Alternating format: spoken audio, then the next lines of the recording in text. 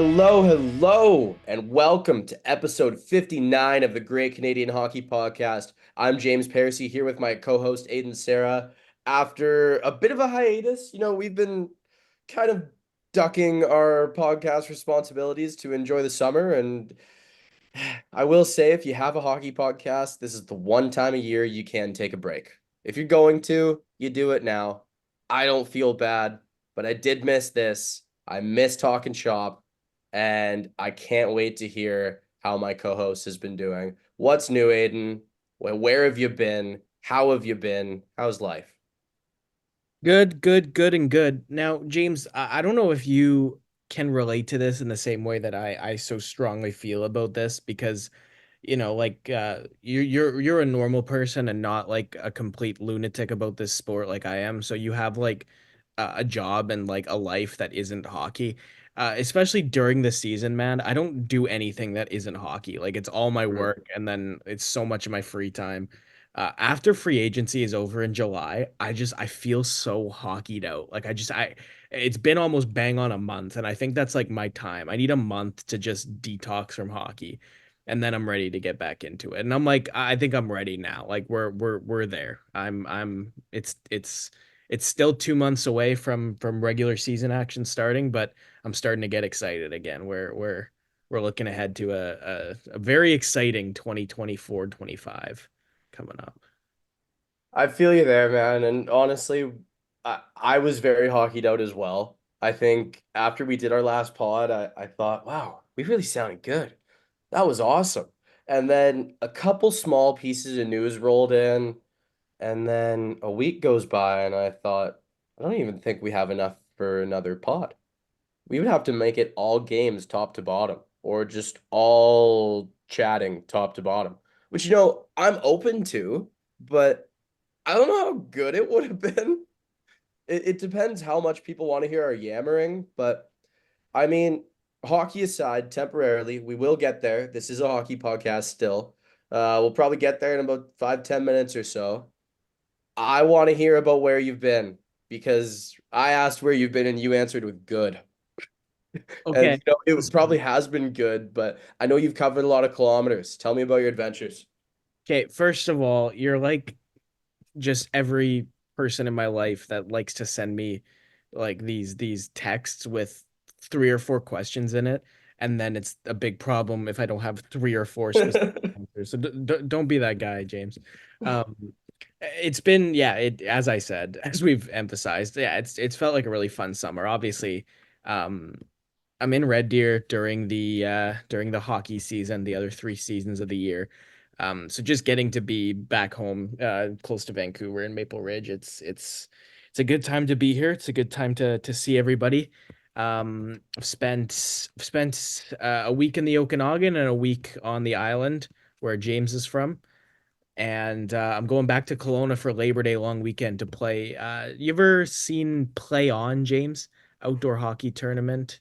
Indeed, I have. Actually, a friend of mine has played in it, Yeah. and he said it's a deceptively good time. Yeah, it's in Kelowna Labor Day long weekend, and my buddy Vinny Timperio, who's been on the podcast, friend of the podcast, he lives in Vernon, and we got a team together, so we're gonna do it the Labor Day long weekend. So I'm looking forward to that. But yeah, I can feel the summer winding to a close, and it's it's the melancholy that always has come with my whole life, but definitely some stuff to look forward to, I think for sure as well. How about you? What's the last, I think it's gonna be a month and a handful of days, maybe a month and 4 days by the time this is out, from our beginning of July podcast to our beginning of August podcast. So beginning of August, this is coming out on August 13th, so I don't know about beginning of August, but what's the last 4 or 5 weeks been like for you? All right. Well, top of July, I spent a little bit of time on the island. Then I went to a music festival with some friends, saw some good tunes. That is a recurring theme in my summer every year. I like live music. It's just a big thing for me. Uh, but the one of the big things was My grandparents live on beautiful Sproul Lake just outside of Port Alberni. And I spent probably 9 or 10 straight days just swimming, riding on jet skis, being on boats, sitting on floaties in the water. I made the executive decision not to bring a car, which is a lot of fun because then my friends have to come to me. There's no reason for me to go into town, sit in someone's backyard, sit on their couch. They have to come to me and swim and hang out outside. And so that was a ton of fun. I got a couple friends whose families live on the lake as well. So I was just lake dude for a good, I don't know, 14, 15 days tops altogether. I spent a day in Tofino as well, saw a kind of an indie rock band from North Vancouver play at the Mac Hotel, which is this fun little bar there that they have that always has live music events going on. Um, Got a couple cool sunset photos. You don't get out of summer without a couple good sunset photos. And then I made my way across the country to Toronto for the first time. That was start of August. I spent 5 days there, but the second day that I was there, I went to the Hockey Hall of Fame for the first time ever. And Aiden, I got to do it. I got to touch and take a picture with the Stanley Cup, and I was just instantly overcome with emotion. Have you seen the cup, been around it, or touched it? Yeah, I can think of doing it a few times. I'm 99.9% sure that there was at least a Vancouver Olympic tie-in at some point where it was there. And then in 2017, the NHL had their 100-year thing, and I don't know if you Mm. remember, they had these outdoor events going on, and it was at one in Coquitlam one time where I went there. But that, yeah, that's a good maybe 7 years ago now. I Did don't think you like anything's, were you right close to it? Because yeah. that was the big thing. Because first of all, you walk into this room and it's like a throne room. It has this like this Italian cathedral kind of vibe to it. You look up and there's those it's just covered in paintings and frescoes, whatever they're called. The like painted glass that's all set up in an artistic way. And it just looks incredible. The lighting's perfect. And you're walking past all of the NHL awards. You're walking past the Rocket Richard. You're walking past the Ted Lindsay. And you're seeing all of the little plaques. And then you get close to the cup and it's just radiating at you. So you get in line, you go take a picture. While the guy's taking the picture with proper lighting that you paid $10 for, your buddies are taking pictures on your phone as well, which is kind of nice. It's really nice having that as well. Um, and you get right close to it. And if you're the level of hockey nerd that I am, you can't look at the camera because there's all of these names on the cup next to you, all of these engravings from history. And as soon as I look to my left, my eyes get stuck on one plaque and I can't get past it. Broad Street Bullies, baby. I see Bobby Clark, Bernie Perrant, and like Rick the Rifle McLeish. And I couldn't move. And then I see Fred Shiro, the Fog, the legendary coach that they had. And I just couldn't move. I was frozen, overcome with emotion. And I walked out and I look at my friend Cole and I was like, I don't know. I might have cried. I don't know if I did. I don't know if it happened or not. And I was so overcome with emotion that I had to find a corner of the room and call my uncle and tell him that I saw the cop. It was insanity. Um, Once we release this pod, maybe we'll throw a couple pictures from my Hockey Hall of Fame visit on the story. There was, I don't know if you know this, but they have a Sports Center booth that you can go sit in, and they have like the teleprompter going. And my buddies are doing it, and they're like tripping over their words, and I'm like, move over. I want to broadcast school. Yeah, no kidding. And I walk in, nail it, ad lib a bunch of lines, and then I throw to my buddy, and he's like, "Oh God, show off." I walk out, dirt off my shoulder. That was pretty cool. Yeah, That no. was pretty damn cool. So I have a picture of me with the cup and a couple good pictures of that. But yeah, honestly, man, incredible experience. And then I got to see a few good friends of mine from Victoriaville, Quebec and Peterborough, Ontario. They came and met me for a music festival in Toronto. Great trip.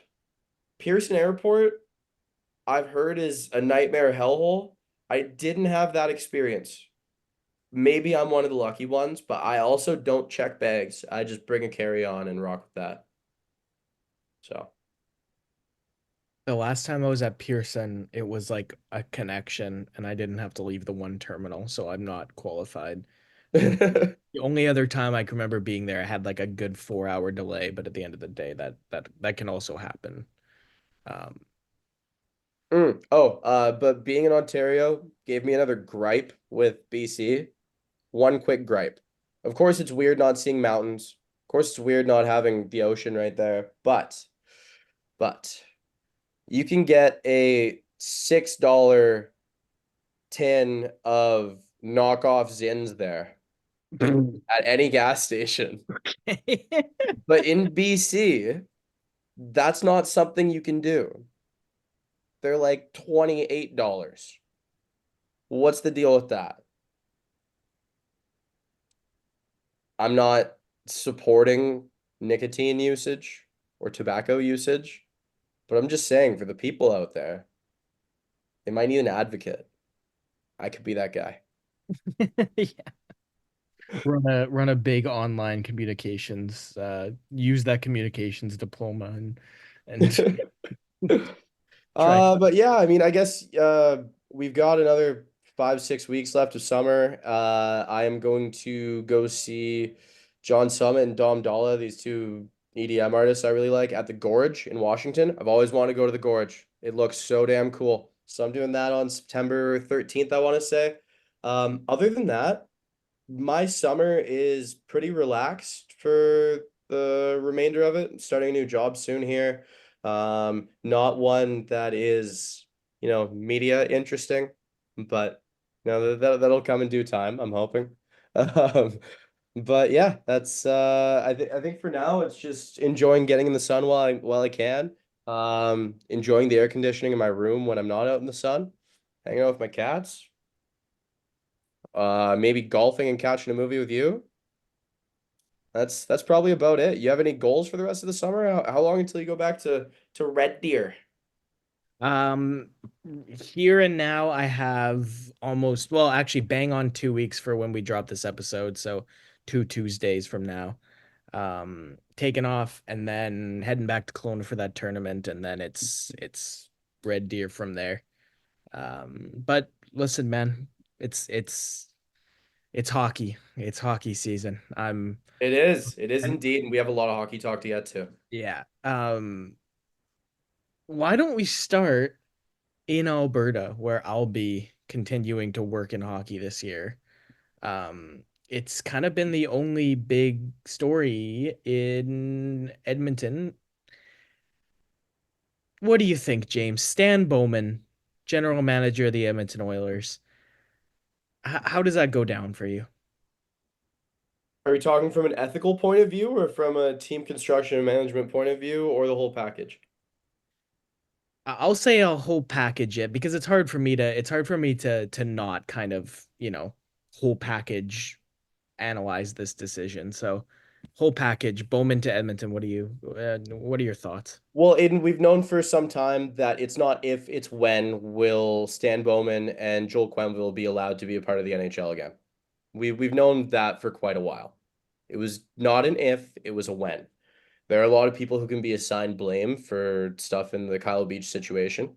I think I remember reading somewhere that Stan Bowman has had a conversation with Kyle Beach and there was an apology and there was communication about how it happened and what went down.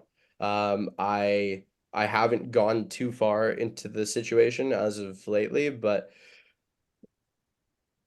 From what I understand, this situation where Stan Bowman comes back to the NHL has been approved on all ends.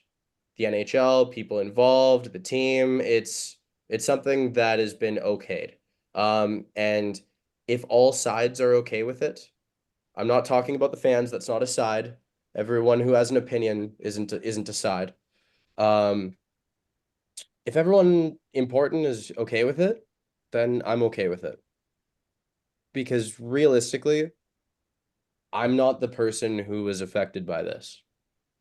The people affected by this, if they're okay with Stan Bowman coming back to the league, I'm fine with it.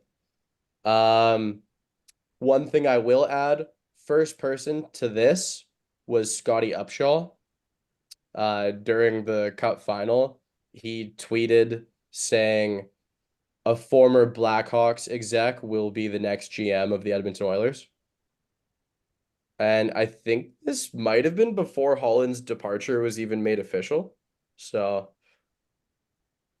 I mean, nice. He must have known someone who said something that they weren't supposed to. So, that's pretty cool. I mean, he was probably forced to leave it a little bit vague, but Yeah, now this is obviously, this is tough. It's a tough one to analyze. It's a tough one to kind of look at. The and it's interesting because I'm of two minds about it. First and foremost, I do think that they're, I'm the kind of person that, like I'm very much I'm very much in the camp of um there's got to be some kind of retribution for a mistake like this, but I'm also in the camp of mistakes are mistakes, and if there's efforts to amend those mistakes and significant signs that learning has happened from them, I'm okay with a GM coming back in the league. So in terms of Bowman and Quenneville being reinstated, it's not necessarily something I'm particularly against, especially if everybody involved, like you said, is okay with it. yeah. Honestly, James, like the thing that I ran into with this is why did Edmonton do it? Because there were a lot of good candidates out there, and I know that this Oilers team is very similar to the one that Bowman kind of had to take over from Dale Talon in Chicago and then push over the Had to, got to, yeah, yeah. Um got to. yeah, yeah. And Stan was able to obviously he didn't have he didn't lay the foundation in terms of getting Patrick Kane and Jonathan Taves in there, but a lot of Chicago's success was came from moves that Bowman made. But James, so many candidates, man. There were so many other candidates. This wasn't like a there seemed to me to be other better candidates, and I'm also of the opinion that we sh you being promoted to head coach and GM should happen more instead of every time there's a head coach or GM opening, it's the same rotating cast of people that just take their spots at different teams. Like I totally think the carousel nature of head coaching and general managing in the NHL is so obviously like a like it completely stifles up and comers, right? Like how hard is it to get that first opportunity? So to me, it's kind of like, all right, I don't hate his reinstatement. Um,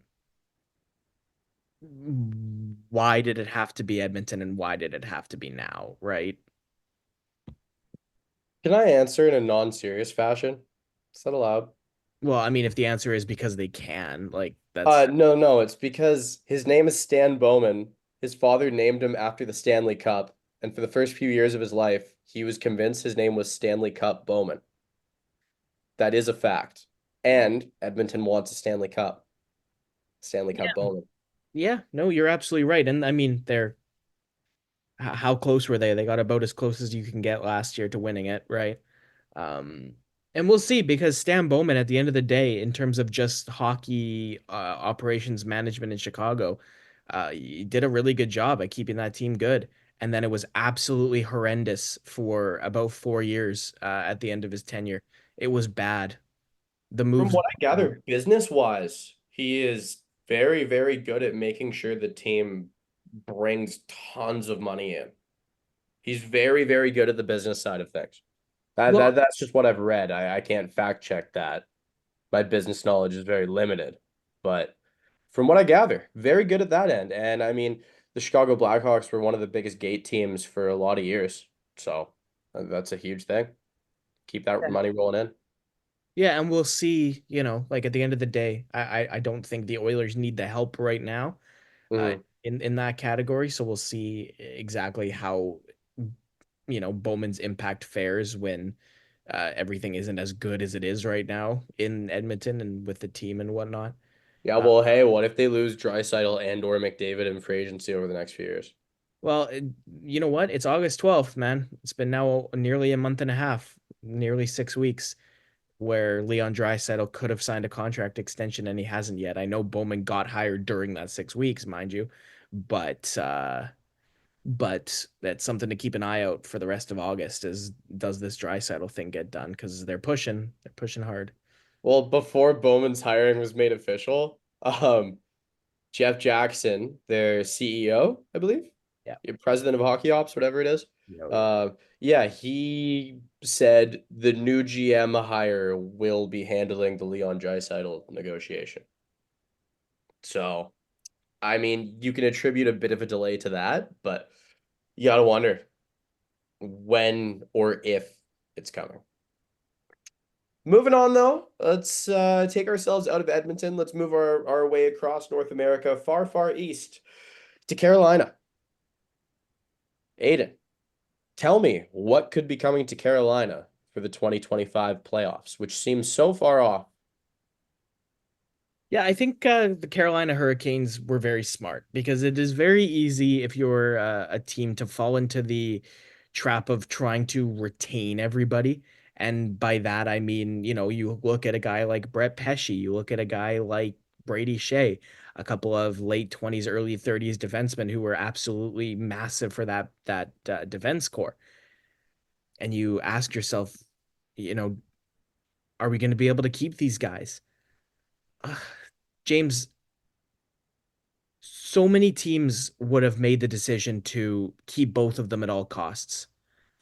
Carolina is smarter than that because not only were they able to replace Brett Pesce with a younger, cheaper, maybe not as good version, but Sean Walker's a pretty damn good Pesce replacement to get on the open market for the price they got him. And Alexander Nikishin is going to be a better version of Brady Shea in every way, shape, and form. Um, and I'm talking like the Brady Shea we saw last year, because Brady Shea for most of his career wasn't this uh, offensive stud, and Nikishin already looks like it's not going to take him long to be that guy. Like, this isn't just like an 18-year-old kid out of Russia that Carolina are going to get now. But Alexander Nikishin's got 1 year left on his contract, so he's going to come over as I believe. I'm not sure if he's 23 right now. I think he will remain 23. I don't think he turns 24 until after the season's done. Um, but they're going to have this 23-year-old monster of a left shot defenseman to put with Sean Walker on that second pairing. And I totally, totally love the fact that this is the guy they're going to get to replace Brady Shea. And all of a sudden, you have, and I'm sorry, this is how teams win is being able to integrate young players into your core because in a hard salary cap world, you can't have a team made up of a bunch of 27-year-olds because if those 27-year-olds are all good enough, they're all going to make too much money. You have to have this mix of young guys in there that are either on their first or their second NHL contracts, and that AAV stays lower. You can afford some other guys, and I think leaving this spot open for Alexander Nikishin, and letting a guy like Brady Shea walk, it's gonna age really, really, really well. Yeah, all great points, Aiden. And with saving money there, you have so much extra opportunity to sprinkle it elsewhere. And I mean, sprinkling elsewhere is great and all, but one thing that really gets me going is the idea of having two D pairs that could sometimes be considered your top pair. You have your Jacob Slavin and Brent Burns, and then if all goes well and they mesh, you have your Nikishin and Sean Walker. Like you have probably about 48 to 52 minutes of ice time figured out between the two pairs. If everything goes smooth and according to plan, because there's just so many minute munchers there. I mean, looking at the stamina that we have. Dmitry Orlov too, man. Like Dmitry Orlov is a bona fide top four guy right now. Like Totally. I totally think if and we've seen Orlov did play the right side in Washington. He can do Yeah. it. So I totally think even you have the opportunity to have Brent Burns as like a super, super sheltered utility guy, which might be the best that he could Hmm. be at 39, right? Like you don't have to saddle Burns specifically with so many minutes. You know what? Like Orlov and Walker will be the second pair. I honestly think Nikishin will end up helping be a Brent Burns kind of supplement near the end of the season, and then Burns can drop. I don't think you should play Burns and Goss to spare together, but you have the option to use two of those two one of Burns or Goss to spare with a Jalen Chatfield or another guy on that third pair. Um, I think there's five top four defensemen when you add Nikishin to that mix. And, So and what we've figured out is that they have options. yeah, well, and again, they have options because they didn't throw a bunch of money at Shea and Pesci to keep the gang together. Definitely. Well, I mean, we should move on out of Carolina. I'm just going to quickly go over one thing before we leave, though. The During our hiatus, they signed Eric Stahl to a 1-day contract so he could retire with the team. He's probably the most notable player in franchise history, I would say. Like he's the Carolina Hurricane. I mean Rod Brindamore, Ron Francis, whatever, sure, but I would both amazing players. But I think when I think Carolina Hurricanes, I think Eric Stahl. So I think that's a pretty special one.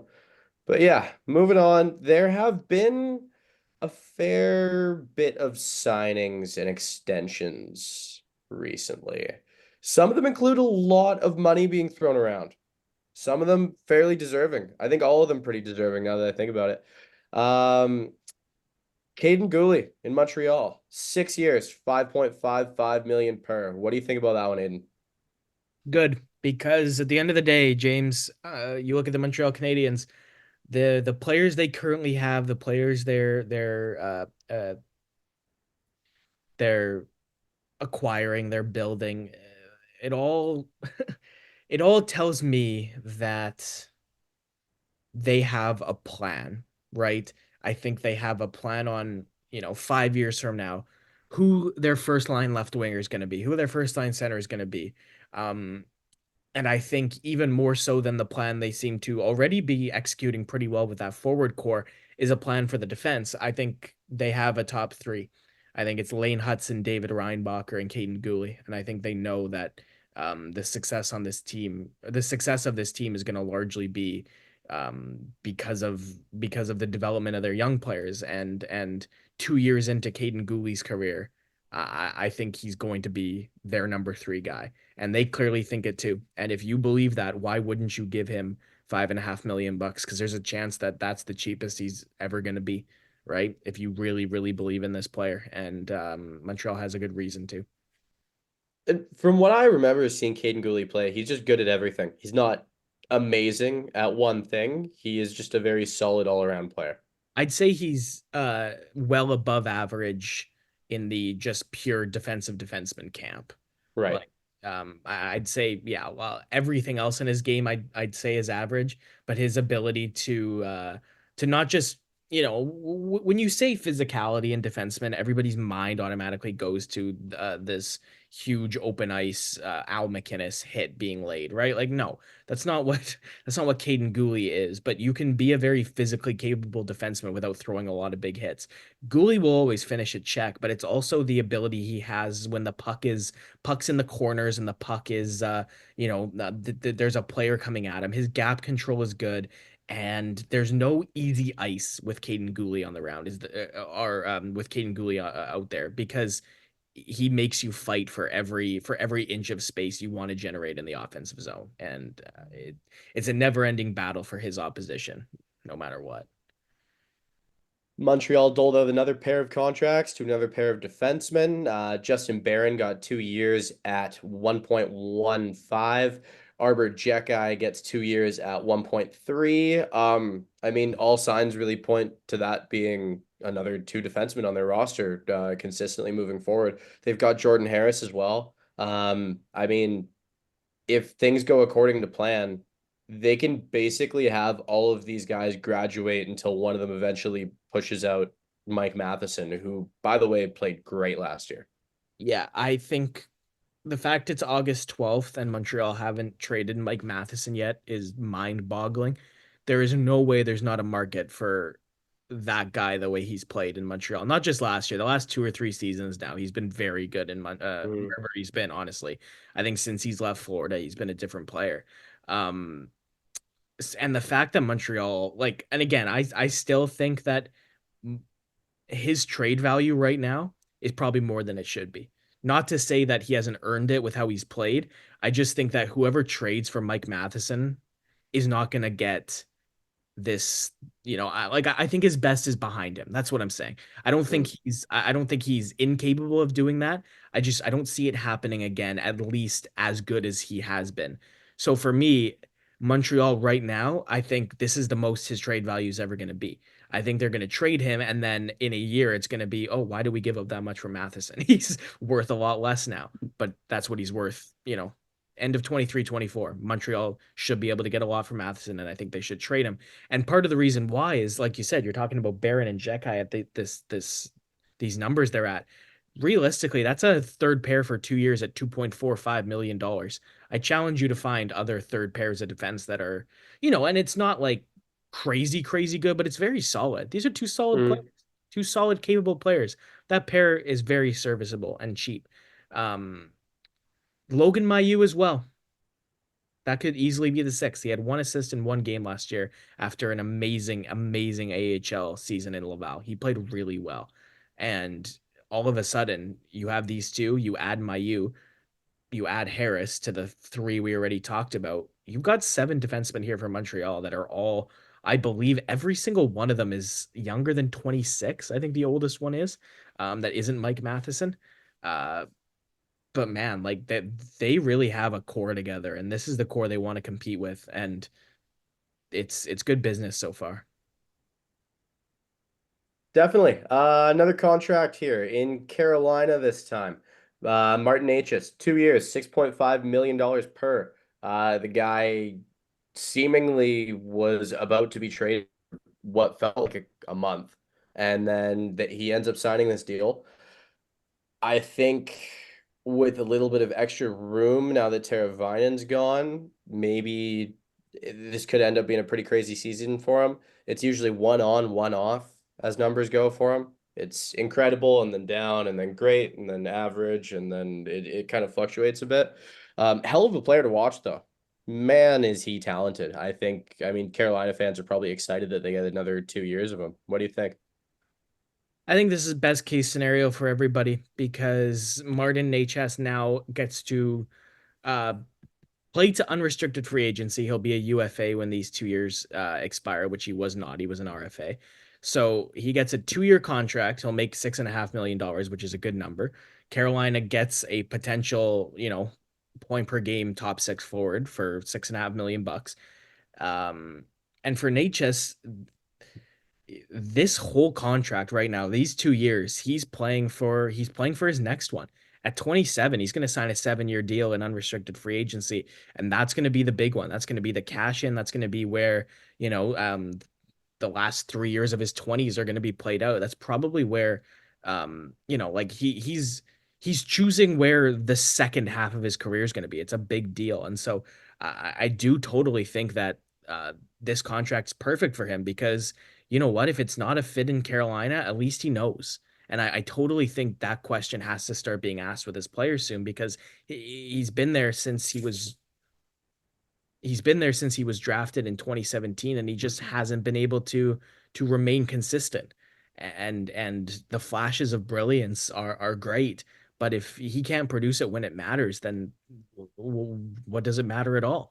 And for Marty Necas, like it's it's 2 years of either your next contract's going to be this big 7 year, $8 million from a team who sees you as their first line center, or it's just going to be another 2 or 3 year. Well, we know you've got the talent, but can you piece it together? And man, he really does have all the tools, and I like the contract for him to be able to show that he can be a superstar, and it's a good bet for Carolina too. Couldn't agree more. Couldn't agree more on all fronts. Moving to Minnesota. This is a big one. Big fish, big ticket, well deserved, and moving forward, it's going to probably end up being a good deal. Probably gonna end up being a great deal by year 6 or 7. This deal I'm talking about, Brock Faber, 8 years in Minnesota at $8.5 million per. Um, Everyone in the hockey world is fairly convinced that Brock Faber is going to be a top 10 defenseman in the league for his whole career moving forward, maybe another couple years to get there. Like he is one of those guys. He is the next legit top pairing defenseman. And I'm one of those people who agrees with that and has been preaching that and has been just dying to get my hands on him in our keeper league. I've offered so much and to no avail. Won't happen because the guy who has him has figured out that he has value. But yeah, Brock Faber. I kind of thought it was going to happen. I figured 8 times 8. He got 8 times 8.5. What do you think about this deal, Aiden? Two big things that I think is worth talking about with this deal. I'll try and keep the second thing as brief as I can because it's kind of a big picture thing NHL wise. But the first thing is that Brock Faber um is going to make this contract in 5 years look like the steal of all steals, I think, because the salary cap is going to keep increasing. The percentage of money allocated to top players will continue to increase. I find that happens first is when there's more money, it'll go to the big guys, and then over a certain percentage of time, you'll see the secondary players, the not superstars, but the players that are still gonna, be very important to your team. They start getting the pay bump, and then the bottom six guys will start getting the pay bump. But like this is a no-brainer slam dunk for the Wild. $8.5 million for 8 years. Guy's 21. You're gonna pay him $8.5 million throughout pretty much the entire prime of his career to be, by every indication so far, your number one absolute stud on the back end. Here's the other thing, James, and this is an important piece. And I was talking to a friend about this a little while ago, and I couldn't actually think of any examples off the top of my head. I believe what the Minnesota Wild have done here was smart and it was deliberate. They trade for this player for Kevin Fiala in June 2022. At that point, he's just finished his second season at the Minnesota University of Minnesota. He's from Minnesota. This was always the perfect hometown destination for him. So he plays a full third season at the University of Minnesota, and the Minnesota Wild have a choice to make. There's 2 games left in their regular season in 2023, James. They can either bring Brock Faber in to play the last couple regular season games and play in the playoffs, or they can leave him. He won't play for them this year. He'll be signed in the summer. Either way, his rookie year was going to be 2023-24. But what Minnesota's decision did was it burned a whole year of his entry level contract by playing 2 regular season games and 6 playoff games. That meant that Faber was eligible to a sign his second contract this season. Usually it's Mm. not a rookie season because the rookie season is the first year of the ELC. So Minnesota, James, another Brock Faber season. What do you think for Faber? Is 65 points like an overshot? I don't think so. So Faber goes from 82 games, 47 points. If he gets 65 points over another full season, what's that number? It's more than 8.5, I think, James, if he's signing this time next year after a 65-point season. And I totally think this was intentional, and it's a pretty smart thing to do in terms of just move up his second contract so we get the number lower for a longer period of time instead of, which had been the case before, teams didn't want to burn that year of the ELC, right? That's kind of been the thing forever. Now it's being used the other way, just the opposite in another intentional manner. That's my 2 cents about the way these contracts are working. I see your 2 cents and raise you a nickel. Bill Guerin's a pretty smart dude. You're probably right. I've never accused Bill Guerin of not being smart. In fact, I often accuse him of being highly intelligent. So, yeah, was the Telegraph play? Maybe. Did you find the Telegraph? Possibly. Either way, great deal for both sides. And I listened to a Brock Faber interview on Spit and Chicklets recently, and seems like a really cool guy. I want to add that in. He seems like a really solid dude who is stoked to have been playing all the way up from the bottom in his hometown, or near at least. Like he's a local guy, and that's awesome. I mean, a lot has been said about hockey culture in Minnesota, and I love that this is what it created. A Brock Faber playing in Minnesota is what's been brewed, and yeah, I'm a fan. I like it. I like it a lot. Being an Avalanche fan, he will probably terrorize me for the next decade. Well, you're talking about players playing at home. Like it's gonna be so cool to see this happen continuously until the ultimate homecoming happens when Connor Bedard signs in Vancouver as a UFA. That'll be the culmination of the John Tavares back to Toronto, Brock Faber getting to go back to Minnesota, and then there'll be the big one. And I'm just waiting for that day. Well, man, I hope you don't get more delusional as you wait because I don't know. I might start to worry for your sanity. But moving on away from things that aren't going to happen to something that did happen. New York Rangers gave Ryan Lindgren a 1 year deal at $4.5 million. I'm a big fan of Ryan Lindgren. I think he's a very solid player. I think he is the kind of guy you want in your top four, especially a top four that has a lot of high pace, high talent guys in there. I think he really adds a lot of balance.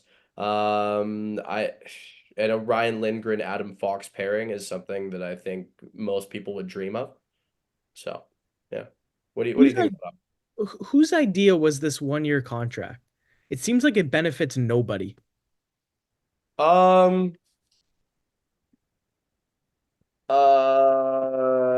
Someone who wanted to get something done quickly. I don't know, James. To me, it is important and difficult to find the right partner for your superstar defenseman. Mm-hmm. And I think Ryan Lindgren is the right partner for Adam Fox. And I think he does it very well. And I think he's done it very well now for like, I think we just had Ryan Lindgren's fifth super impressive, super solid season in a row. Like, I can tell you why. okay. Because the Igor Shesterkin contract extension is coming, and you don't want any dominoes potentially in the way of that. Okay. Okay. Yeah. No, I can totally, yeah, I can empathize with that. Well, and Yeah. but Shesterkin, he can sign now. Yep. So they should have an idea of like what it's going to take to get Shesterkin done. So my question then, I guess, is do you think the Lindgren money comes off and Shesterkin's raise is the Lindgren money? I kind of think that perfectly works, to be completely honest with you. I think Shesterkin's what? He's at 5.5 now. It's not unreasonable that it'll be a 9, 5, $10 million contract for Shesterkin. Yeah, Maybe I that's think he's getting 10. yeah, I think that's what they're leaving the money aside for, which makes sense. I just personally, I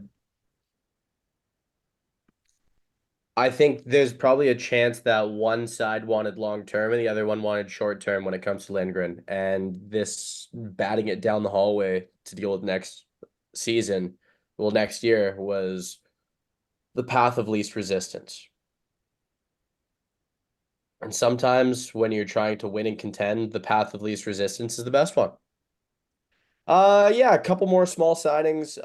Just my biased Avalanche fan self wanting to talk about them. Colorado signed defenseman Oliver Shillington to a 1 year deal. And I mean, looking at the depth chart, all signs point to him potentially playing on the roster, if not being a seventh defenseman. I hope for the best with Oliver Shillington. A couple years ago, before he had to take some time away, he was looking like a pretty legit top four D. So I mean, it's a chance for a fresh start on both ends. I hope things work out for him, not just as an Avalanche fan, but as a fan of hockey and a fan of the player. It'd be cool to see him succeed. And then Colorado also signed Matthew Phillips, who has some geographical significance in BC. Matthew Phillips is a former Victoria Royal, and as someone who's been to a few Victoria Royals games, those fans love the players. They love the team. You almost have to wear earplugs because of some suburban mom who took her kids to the game screaming about how much she wants Tyler Soy or Matthew Phillips to score a goal. It is deafening in there. In fact, I don't think I've heard a junior hockey environment get that loud before. I'm not leaving World Juniors in that category. That's a different ball game. But yeah, Aiden, it's absolutely ridiculous. Matthew Phillips, super talented, but very small. I believe he's what, 5'6", 5'7"? 5'6", I think. Yeah. Yeah. Yeah. Yeah. But I mean, the talent is just ridiculous. Like watching him with the puck, he gets past everyone, gets through everyone, doesn't get hit very often. I mean, it remains to be seen whether he will be a top line AHLer for the or guy in Europe for the rest of his career, or if he can carve out a third line role as a scoring forward with the team. It'd be cool to see, but if not, it's a fun signing at least. Moving on though, a San Jose Shark will be a rookie this season. Has come out and said he wants to be a big contributor. Aiden, I am talking about Will Smith. What can you project for him this season? What do you think he can bring to the table? Maybe a bold prediction, James. I think he is going to be by far and bar none the most disappointing rookie this year. Um, Oh, wow. Cheering for a downfall. That's I- I'm, hardcore. I'm not saying I'm cheering for it. Oh. It's not. I'm not gonna like revel in the Will Smith rookie struggles. Like it's just, I just look at the guy and I'm thinking, an adjustment to pro is always Mm. okay, always super hard. An adjustment to pro without your two best friends who have been holding your hand for the last 3 full years of hockey, that's tough. And Gabe Perreault, um, I don't think he's going in next year, is he? No. Oh. Okay, that makes sense. I think he should go back to Boston College. And the way I look at Ryan Leonard is I think his game is just more pro ready right now. But Smith, I'm not saying Smith is never going to excel without Leonard and Perot.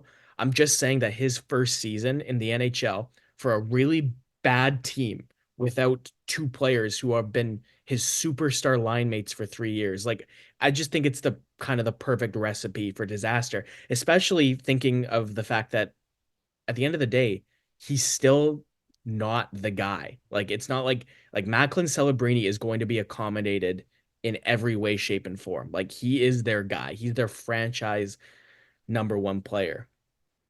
And I don't think we're going to see Smith be given the same opportunities at any point this season. I could see them both playing on the first power play unit at some points, but the best wingers are going to Celebrini. The best fit is going to Celebrini. The best situations, right? And so I kind of think everything's a little bit of a perfect storm for this guy who I believe is still is he last I checked, we were talking this guy was coming in at like 180 pounds. I don't think we'll know until all the biometrics are taken at the start of the year, but he noticeably is a little bit undersized. And I don't think that's going to help either, James. And as much as I think this guy will be a very good top six NHL forward, he's got a ton of skills, easily point per game potential. Like we're talking like he could even maybe be a little bit underwhelming to his potential and still be a point per game contributor. I just don't think it's going to happen next year. I'm thinking a little 30-point rookie year where he scores 15 goals and 15 assists and figures out the ropes. That that should be what we're hoping for out of Smith. I don't think a huge Matty Beniers type breakout is coming from him this year. So Aiden, or I mean, what I'm getting from that is Jack Hughes' rookie season, where he had 21 points and he was a minus 26 in 61 games. Yeah, and honestly, James, for much of the same reasons that Hughes struggled. Don't forget don't forget those teams Jack Hughes came from, man. Mhm. Those US National Development Program teams he was on were stacked. Stacked with talent. He had Caulfield and Boldy on his line, man. So of course it was going to be a hard adjustment going to a struggling New Jersey team where Nico Heischer was there too. It's a pretty close, similar situation actually to Hughes and Smith, and I think that's a good example. Will Smith can easily be Jack Hughes, but I think his rookie season will also reflect that of Jack Hughes. That's a pretty good parallel. Yeah, I mean, as soon as you started talking, that's right where my mind went. I guess really the only difference is maybe a little less of a game breaker and a little bit bigger. That's the difference on Will Smith's end. Yeah, I think Will Smith again, this is with development in San Jose. I really hope that Will Smith in the next 2 or 3 years has Macklin Celebrini rub off on him and he comes out of this ELC a stud because Max Celebrini kind of has what Smith lacks to be a superstar, which is tenacity and willingness to play a two-way game and have his offensive game start from a steal in the offensive zone. Smith kind of just wants it to be, oh, the puck's on my stick and we're going on a 3-on-2. I don't see him get deep enough. It's almost like he cheats forward a little bit and he wants that quick break, which isn't a bad thing. But I think Smith's game currently, mixing in some Celebrini work habits, is an amazing player. And I think that to say, I think Will Smith at least will be a more complete player than Jack Hughes. That's kind of just where my brain goes when you say like what are the differences, and he is less offensively, like not to say he's not offensively dynamic, but we're talking He's like not as big of a game breaker. yeah, Jack Hughes is like well, He's elite. yes, yeah. So saying Smith isn't going to be that is in no way Yeah, that's totally fine. that's not a slight to Smith. Um, but right away, don't expect much. That's kind of my thinking with this guy. Some fun comments coming out of Florida. Their captain, Alexander Barkov, he wants another cup. He basically said, and I'm paraphrasing here, one cup makes you hungry to win another. And that's pretty normal. That's what you want to hear. But one thing I want to know is how realistic is it the Panthers can actually repeat? Or, I mean, if not repeat, another one another year down the line. Well, James, I'll kind of respond to that question with a question. Who's the favorite right now? Who's your favorite 2025 Stanley Cup? Top of your head. Rangers? Okay. Our I yes, Florida can beat the Rangers, right? That's kind of the game I'm gonna play is just Florida. Okay. So, I have Rangers, Stars, Oilers. Yeah, honestly, that well, Yeah. was that not 3/4 of the Final Four last year with Yep. Florida? Yeah. Yeah. So realistically, yes, like Florida was in that group of four, and I don't think they got bad enough to say that no, they can't repeat. Like they didn't lose enough guys. This roster Brandon is Montour. yeah, no, I know, and I'm not saying that he's nothing, but I think they can fill what Montour did for them. Um, and the re-upping of Sam Reinhart, another year under Anton Lundell's belt. Yeah, Uh, that's pretty nice. Carter Verhaeghe is just I could see him score 50 next year easily. He's Um, so good. yeah, and you have a 57 goal Sam Reinhart coming back. Like it's just the answer of can they repeat is yes, obviously, but I'd also put them in realistically, man. Like yeah, Edmonton, Dallas, Rangers. I'll totally agree that all three of those teams should be near the top at anybody's list. But man, there's a group of 10 teams that you're kind of splitting hairs a little bit this year. Like any group, any of 10. I think could win the Stanley Cup, and I wouldn't be super shocked. Like we kind of talked about that at the trade deadline, that it kind of felt like there weren't many playoff teams that were just passengers. Like everybody was there to be there and to go for it, which isn't always the case. But I kind of think this year will be very similar to that because it seems like there are more above average teams than normal, more teams in that, like, yeah, with this guy getting hot or this guy staying healthy or this trade deadline acquisition, right? Like there are so many teams that are just that one thing away from winning a cup. So can Florida? Yes, easily, but they're one of 10 teams that could easily win the cup. That's kind of how I see it. Don't say easily. Yeah, in terms of like, in terms of somebody has to win the cup, it could Yes. easily be this team. Yeah, Yes. not Yeah, yeah, necessarily. yeah. You have to Yeah, be clear about the use of that yeah, word. yeah. I got one more thing for NHL news. It kind of verges off into two things though. Um, Patrick Laine trade speculation has been swirling around since it's the offseason, and he's one of those big trade candidates. People have been making lists of teams he could possibly go to. I see a lot of Pittsburgh. I see some Colorado. The people who put Colorado, I don't understand where you're coming from because that money is not there. That's not possible. I I don't I don't quite get that part. But you see some other ones. I saw a little bit of Minnesota, a little bit of Philadelphia.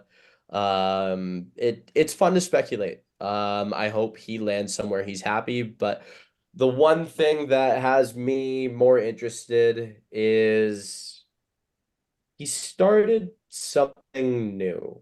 Patrick Laine's mental health struggles and over the years have been kind of documented and talked about.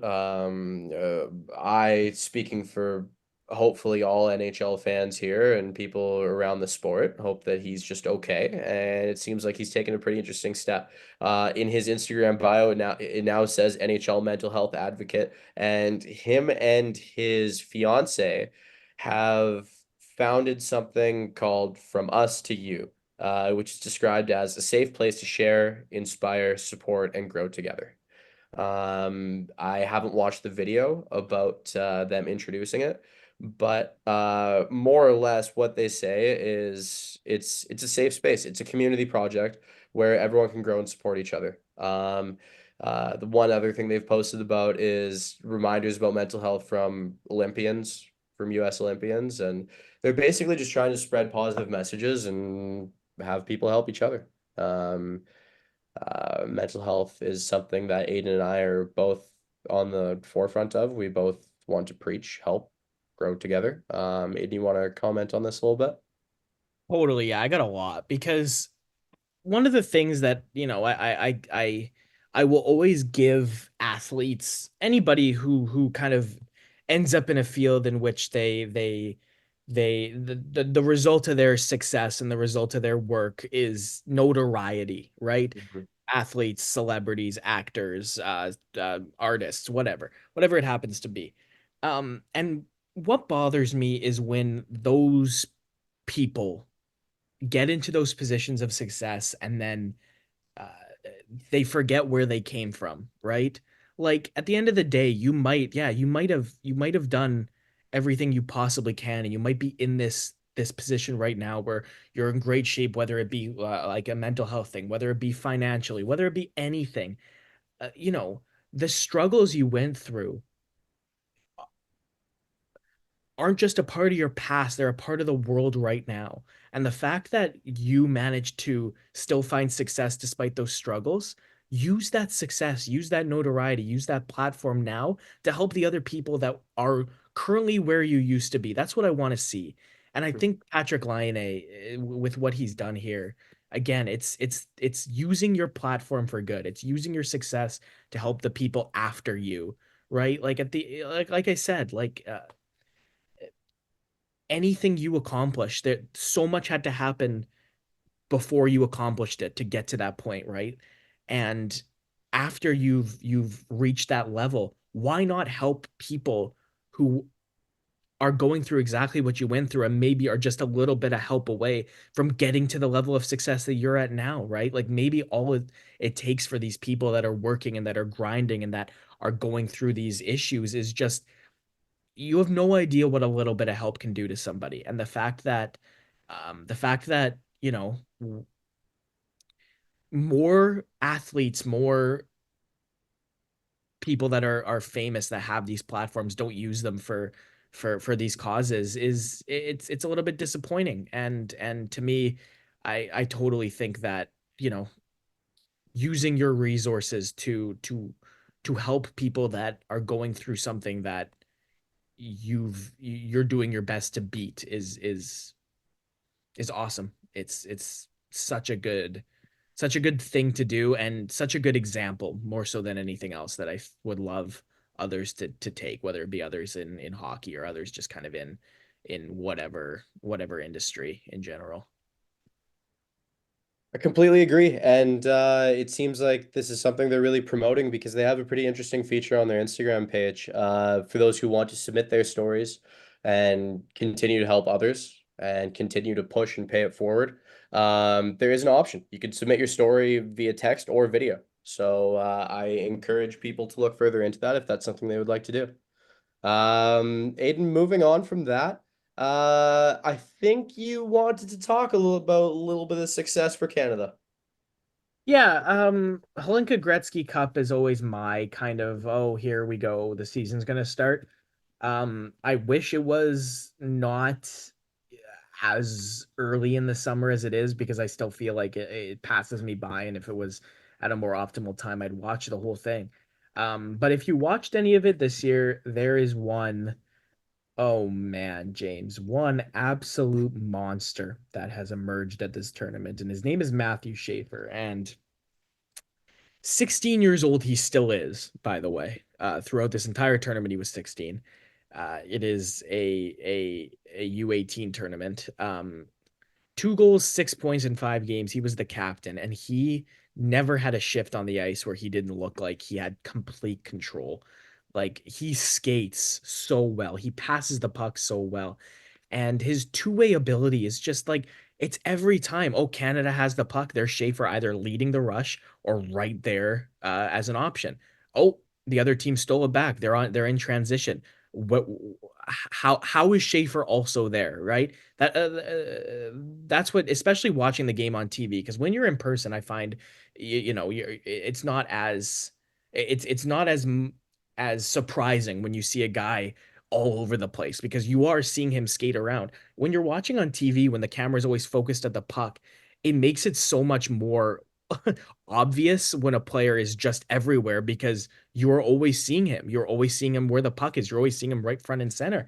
And Schaefer is just uh, he his motor never stopped, and that's a great sign for a defenseman who is going to make his living at by moving his feet. Really, like um, best defenseman I've seen out of any 2025 draft eligible by far so far.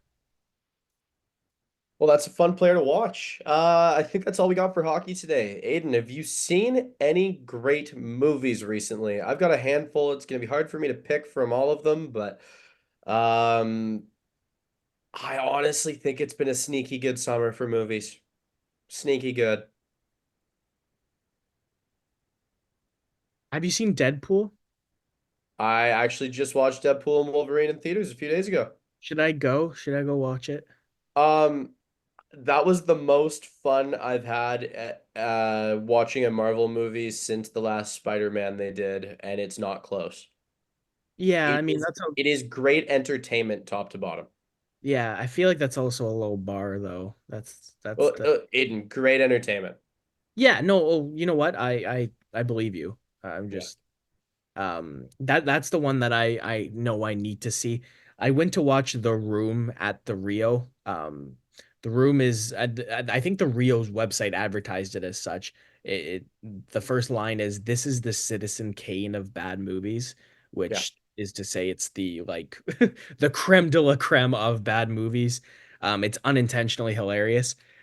I watched Bullet starring Steve McQueen last night from 1968. I enjoyed Hmm. that quite a bit. McQueen, was kind of Steve McQueen was the last old Hollywood movie star. And uh, it's it's cool to watch movies from that time for sure, and I quite enjoyed Bullet. Fun. All right. Cool. All right, I've got to land on this one. I watched Young Woman in the Sea. Anyone who has Disney Plus can watch it. It is one of my favorite movies I've watched in quite a while. Starring Daisy Ridley, and she plays a woman named Trudy Ederle. It's based in 1920s. I can't remember the exact year. She was the first woman to swim across the English Channel. It's the channel between England and France. Pretty sizable. I want to say it's what, 26 kilometers, miles, something like that. It's in the 20s, and it's there's all kinds of riptides and different currents, and you could get hit with storms. So it's her life story up until that massive achievement. And it's an incredible watch. It's captivating. I'm not going to call it a character study, but it's a really good dive into a character who, I mean, at the time, it's one of those classic, incredibly low expectations, incredible result kind of stories. And it keeps you on the ride the whole way. There's never any point during the movie where you're kind of tapped out, like, oh, okay, are we gonna get through this part? No, it's great top to bottom. I I probably have that in my top three movies of 2024 so far. I've watched a lot of the top end movies this year, and I think by the time I get to the end of the year, I'll do like a top five, top 10, because I think we still have some great ones to go through. On the other end, though, I watched Napoleon. Man, I was disappointed. Yeah, I haven't heard good things. Joaquin Phoenix is kind of as hit or miss as it gets too, right? Like, But, after discussion with a friend who is also a history nerd, Napoleon was a pretty weird guy and a pretty polarizing figure.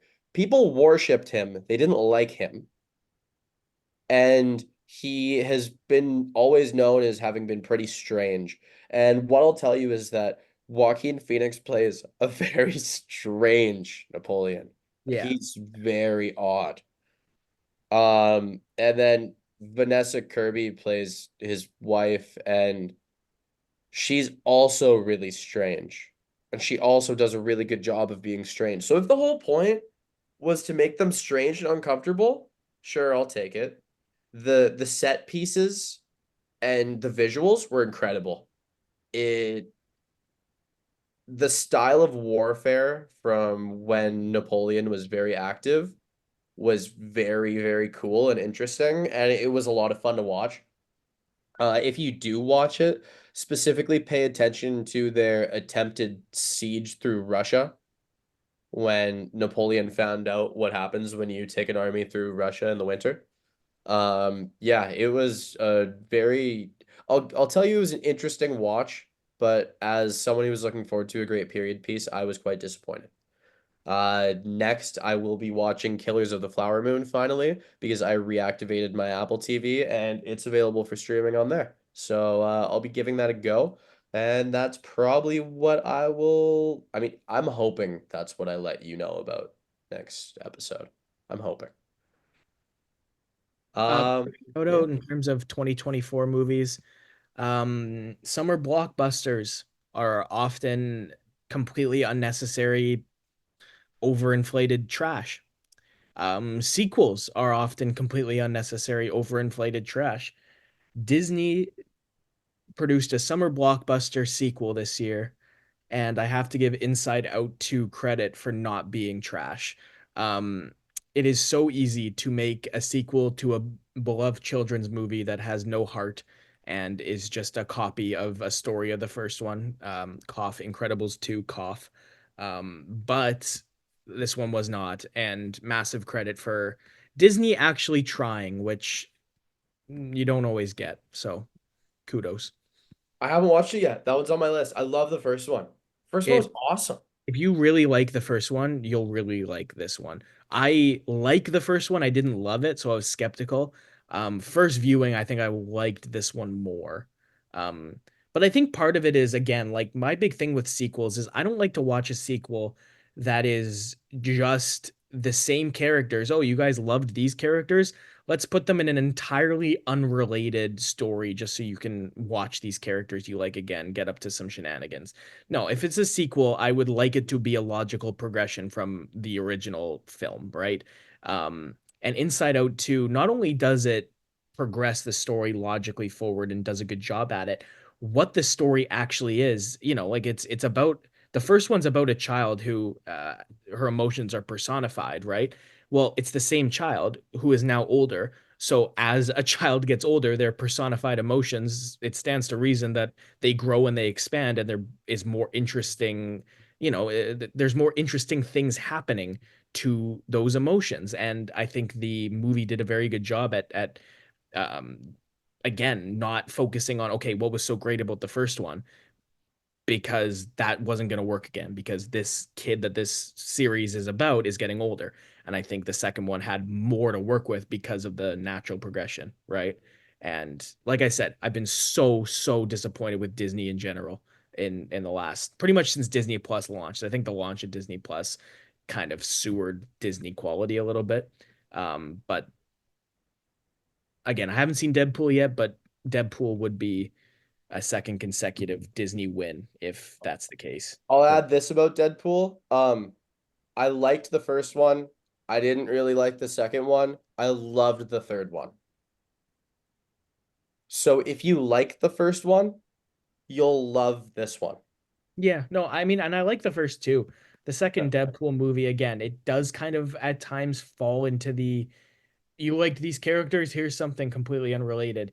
But the whole what the story is about was good enough for me, even if the execution did feel like, oh, here's this cool character doing cool things. Yay, right? Like but something happening that was Wade's fault significantly and him kind of seeking personal redemption to move on from it. Not to mention I liked Cable, right? Like he was fun. He Yeah. was a little bit silly, but I liked it. It worked. Hugh Jackman is awesome in this one. He's so good in this. Like it's a very, very fun take on how this movie could have gone. And yeah, I'm a big fan. People in the movie theater laughed very loudly many times. Like I said, great entertainment top to bottom. I was a big fan. There's a lot of pop culture Easter eggs. There's a lot of failed superhero stuff Easter eggs. There's a lot of like at one point Ryan Reynolds breaks the fourth wall and references one of his trash movies from the early 2000s. And then at one point he references another great movie of his from the early 2000s. Yeah, no, I and the fourth wall breaking references, I definitely like them when they're intentional, right? Yeah. Um, and the one that stands out at the top of my head, Deadpool 2, I laughed so hard when he called Cable Thanos because had starred in two superhero blockbusters that summer, and the other one was Infinity War at the time. And so that like Thanos was so at the forefront of everybody's minds, and of course it was Josh Brolin that one really made me laugh when I heard it You're in the gonna have to let me know when you watch Deadpool and Wolverine because the first big character Easter egg is so funny. Like it is so damn funny that everyone in the movie theater burst out laughing or clapping or cheering. And I haven't had a movie theater experience like that in a while where like it's like we're all on this journey together. We're all on a little roller coaster ride. So that was a lot of fun. Um Moving out of movies for now though. Just I didn't prepare any trivia, but I wanted to ask you one question. I wanted to ask what your worst ever guess at a fantasy sleeper pick was. One you felt so confident about. You're like, this sleeper, no one's expecting. is going to be so good. And then he's completely useless and you have to drop him.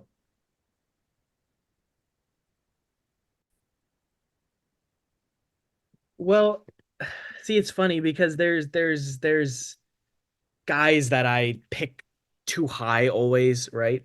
Um, but to think about like a total miss, a total bust, um, after Tony D'Angelo had 53 points in 68 games in 1920, I picked him as one of my team's defensemen the next season, and that was the season in which he played 6 games, got into a fight with Alexander Georgiev, and was cut from the New York Rangers. So 6 games, 1 assist was how my Tony D'Angelo sleeper turned out that year. That's got to be the worst. I will raise you one Tyler Ennis with the Edmonton Oilers in 1920. Yeah, that's bad. Yeah, I was so certain. I mean, it was like, oh, he's going to fill this mythical hole on McDavid's wing and just be the super talented player to play with him. Because you may not remember, but Tyler Ennis was a very good player early in his career. But yeah, that's I just kind of wanted to tease our listeners here because now that Aiden and I are in the same fantasy league, expect a little bit more fantasy content coming as we get towards fantasy draft season, probably about a month from now, as we're doing our season prep. We'll do a couple little fun segments here and there, top ranks at each position, sleepers, busts. We'll have some fun with it because I can imagine the only people listening to this are in fantasy leagues as well. So, just one last thing before we go. One thing that Aiden and I are both a major fan of is seeing a big change and potentially even it could even come to an end. I'm not sure. Rogers Sports and Media and Sportsnet as its subsidiary are saying goodbye to Jeff Merrick due to what they said are comments at the draft. I'm not going to dive very far into that as a former Rogers employee myself. Um, yeah, Jeff Merrick is on his way out the door, which means Elliot, co-host on 32 Thoughts, is no longer going to be there. I'm a big fan of Jeff and Elliot as well. I wish both of them the best. And Jeff Merrick is an ultra talented guy in the media world, and you just know he's going to land on his feet wherever he goes. It's not going to be um, he's not going to be out of work for too long if he doesn't want to be. So I just want to comment on that. Aiden, you have anything to say? I mean, yeah, stings, man. Really, it does. Like Jeff Merrick and Elliot Friedman are kind of the gold standard for this kind of thing, right? Just sitting around and talking about hockey. I like Merrick a lot. From every indication, he seems like not just a very good personality in terms of the professional side and news personality, TV personality, the hockey insider that he is, but he's also seems to be a very good person. And the departure from Sportsnet seemed to be, again, just a mistake on his part, but nothing that, should be putting a career in jeopardy or anything close to that. So hopefully, like you said, we see him in something similar to the role he had before because he was very, very good at it. Not to mention, um, not a lot of people knew junior hockey and prospects like him, and just me being Mhm. appreciated the hell out of that too. Well, on that note, I think that's all we got for this episode. We will see you guys in the next one. Without further ado, let's roll that outro. Thanks, guys.